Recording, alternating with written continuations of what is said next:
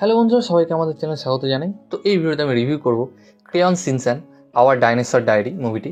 তো চলো না সময় নষ্ট না করে ভিডিওটি শুরু করা যাক।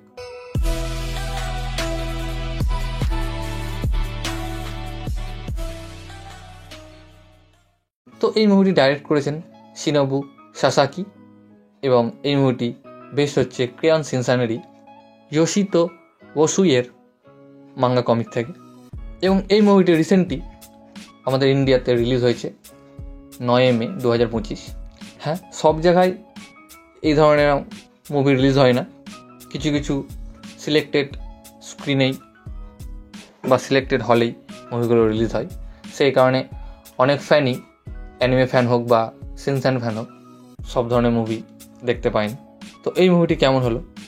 এক কথায় বলা যেতে পারে এই মুভিটি হলো শিনচ্যানের জুরাসিক পার্ক। আমরা জুরাসিক পার্ক হলিউডের দেখেছি, এবার আমরা শিনচ্যানে দেখলাম। সিনেমাটা কেমন হয়েছে? সিনেমাটা বেশ ভালো এবং একটু ইমোশনাল, যেখানে আমরা প্রচুর ডাইনোসর দেখতে পাই এবং কনসেপ্টটা আমরা যেরকম জুরাসিক পার্কের মুভিতে দেখতে পাই ঠিক সেই রকমই কনসেপ্ট দেখতে পেয়েছি, যে ডাইনোসর আছে, তারা শহরে চলে আসে, তারপরে কি হয়, এই ধরনের ঘটনাগুলি দেখতে হলে আপনাদের এই মুভিটি দেখতে হবে।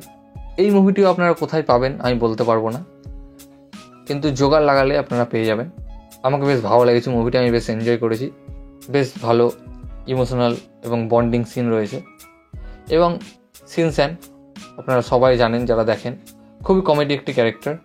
সব বাচ্চাদের পছন্দ হয় এবং বড়োদেরও পছন্দ হয়, কারণ তার যে হারকাত, যেটা আমরা হিন্দিতে বলি, রয়েছে, সেটা খুবই ইন্টারেস্টিং। ছোট বড় সে কাউকেই মানে না, সবারই সাথেই মজা করে। এবং সেই কারণে মারও সে খায় মায়ের কাছে, সেটা আলাদা ব্যাপার। কিন্তু এই মুভিটি সত্যিই ভালো এবং অ্যানিম্যালদের, অর্থাৎ পশুদের, এখানে একটু স্পেস দেওয়া হয়েছে। তাদের মানুষের থেকে তাদের ক্যারেক্টারের ওপর একটু জোর দেওয়া হয়েছে, যেটা বেশ ভালো লেগেছে আমার। আপনারা দেখুন, অবশ্যই ভালো লাগবে। তো এই ভিডিওটা রয়ে গাইস, ভিডিওটি ভালো লাগলে অবশ্যই ভিডিওটাকে লাইক, কমেন্ট, শেয়ার, আমার চ্যানেলকে সাবস্ক্রাইব করুন এবং আমাকে ইনস্টাগ্রামে ফলো করতে পারেন, লিঙ্ক আমি ডেসক্রিপশানে দিয়ে দেবো। ভিডিওটি দেখার জন্য থ্যাংক ইউ, ধন্যবাদ।